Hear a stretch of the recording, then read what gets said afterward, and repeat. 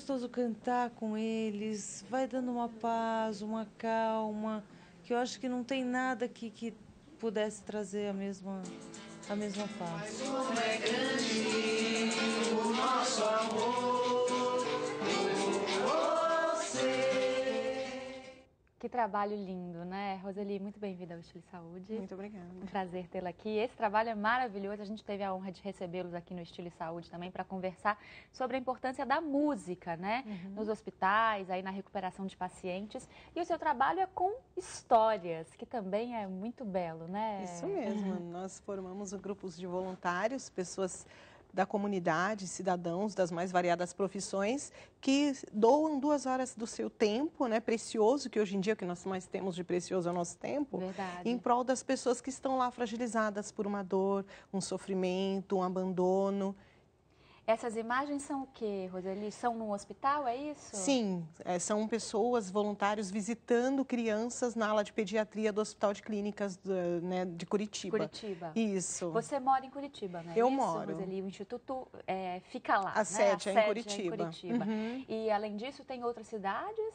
Nós estamos estendendo para a cidade de São Mateus do Sul. Eu vou esse final de semana formar a 2ª turma de voluntários em São Mateus do Sul.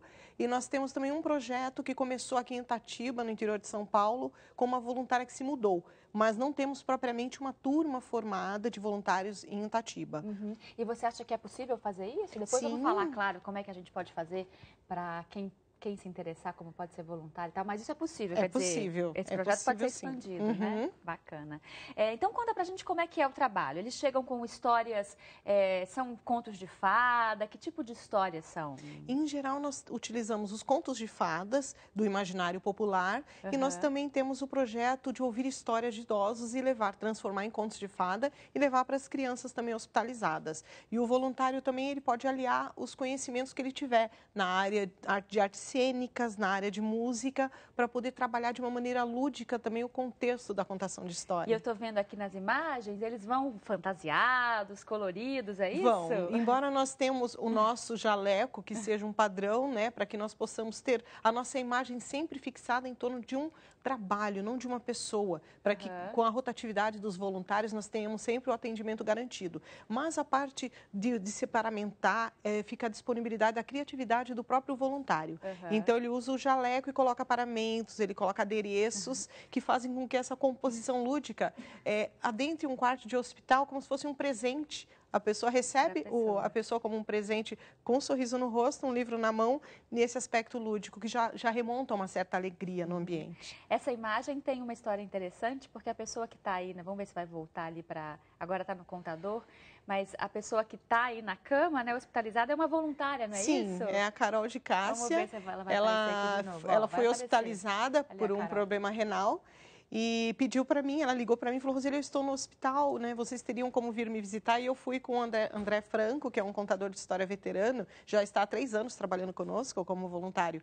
E ele foi visitar a Carol e contou a história para ela. E ela falou: eu pude sentir do outro lado como um paciente recebe essa contação de história. E os pais dela também estavam presentes, eles vieram de Manaus e aplaudiram, filmaram, ficaram muito emocionados, percebendo também a grandeza do trabalho que a filha deles faz, né, no momento em que ela representava o papel do paciente. Que bacana.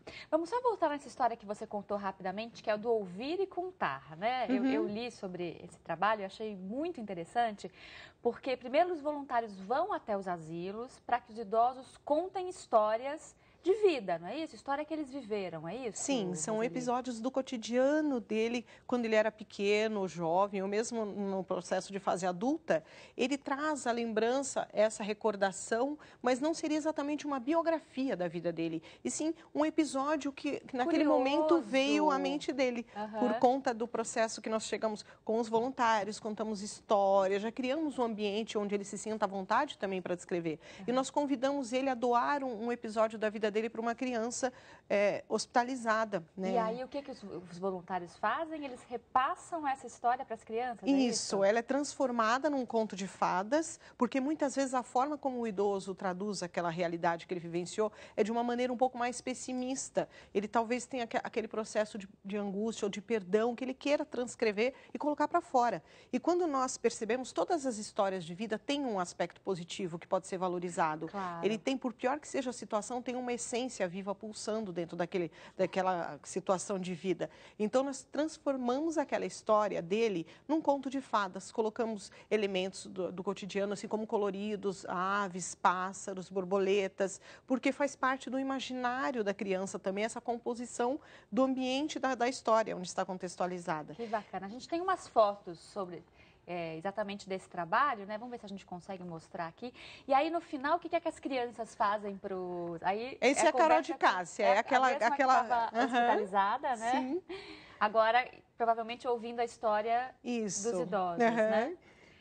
E aí, depois disso, aí os voluntários vão até as creches, enfim, até os hospitais onde estão as crianças, contam essas histórias para as crianças e elas vão fazer desenhos. Isso mesmo, Tatiana. Ao ouvir a história do idoso, a criança também, ela se sente cúmplice daquela realidade dele. E ela consegue desenvolver o seu espírito crítico e absorver o valor contido naquela história do idoso. E nós pedimos para a criança, em retribuição, devolver uma arte para este idoso. Olha. Então, seja em forma de poesia ou em forma de desenho, pintura. E como é que é a reação desses idosos quando esse trabalho volta? Eles se sentem muito maravilhados porque eles percebem que através do olhar de simplicidade e pureza da criança, a realidade deles tomou um outro formato. Eles começam a enxergar a vida deles, a existência deles de uma maneira muito positiva.